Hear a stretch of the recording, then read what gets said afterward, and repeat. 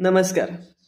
भरपूर वेळा आपण ऐकलं असेल, की गुरुचं असतं, शुक्राचं असतं. ज्योतिष म्हणतात, की गुरुचं असतंय, हे कार्य करता येत नाही. शुक्राचं असतंय, हे कार्य करता येत नाही.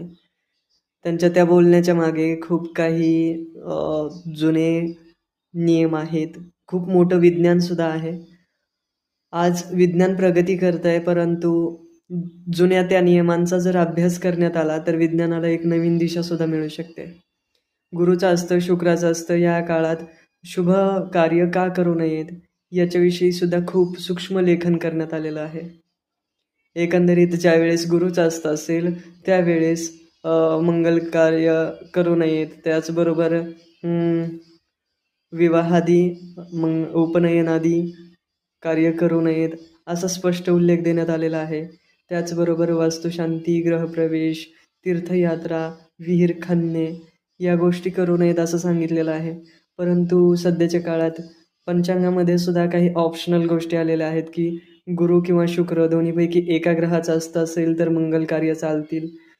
परंतु ज्या ग्रंथाचा आधार घेऊन त्या मध्ये छापण्यात आलेला आहे, त्या पंचांगातील तो संदर्भ जर चेक करण्यात आला, तर त्या संदर्भामध्ये सुद्धा खूप काही चुका झालेल्या आढळतात.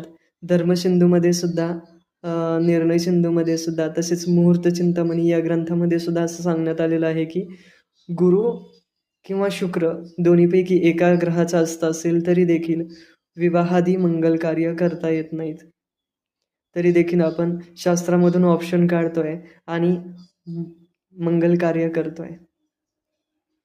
काय होतं, जर शुक्र अवस्थामध्ये तुम्ही विवाह करतायत, तर पुढे वैवाहिक सुख तुम्हाला मिळेल याची शक्यता कमी राहते. अनेक वेळा शुक्र अवस्थामध्ये करण्यात आलेल्या विवाहामध्ये अडचणी येतात. शुक्र अवस्थामध्ये जर विवाह करण्यात आला, तर पुढे शरीराचे त्रास जास्त उद्भवायला सुरू होतात. त्याचबरोबर विवाह टिकण्यासाठी जड जातो. त्याचबरोबर संतती संदर्भात अडचणी खूप जास्त येतात. आजच्या काळात त्या अडचणी दिवसेंदिवस वाढत चाललेल्या आहेत. जसं-जसं आपण शास्त्रातील नियमांना मोडतोय, तसं-तसं शास्त्र आपल्याला वेगवेगळ्या पद्धतीने मागं टाकतंय, अडचणीत टाकतंय आणि आपल्याला असं वाटतंय, की सध्याच्या काळात दैवी गोष्टी आपल्यावर प्रभावच टाकत नाहीत.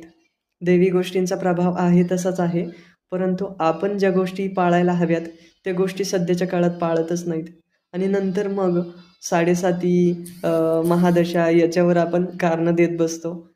खरं तर आपण मुहूर्ताचे पालन करायलाच हवे.